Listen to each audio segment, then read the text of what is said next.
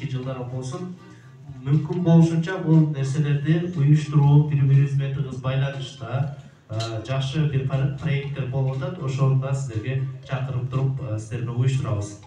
Анда эмесе сөздүн биздин жарышуу максатын силерге айтып бердик. Андан кийин сөздү биздин бүгүнкү иш-чарабыздын ачылышына биздин Исхак Разаков атындагы Кызылкая лицейинин мүдүрү Гелиев Кошкелди агайыбызды чакырып коюуга уруксат этиңиздер.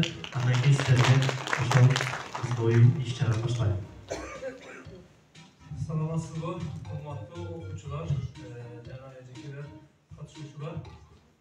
Дагы бир жолу кош келипсиңиз биздин лицейибизге. Азыр буюрса баардыгыбыз билебиз. Кыргызстандын эң мыкты десек де болот. Жазуучу Чыңгыз Айтматовдун туулган күнүнө 95 жыл болуп атат. Ошого арналган азыр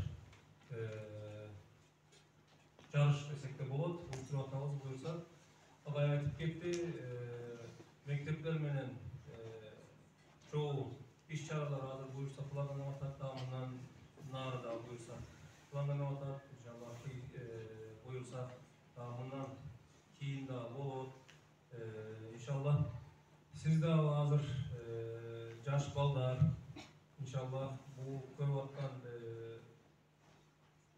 Чыңгыз Айтматов сыяктуу иншалла келечекте Кыргызстанга, элге, журтко пайдалуу, анан мыкты адамдар болуп жетишесиңер деп үмүт эдебиз.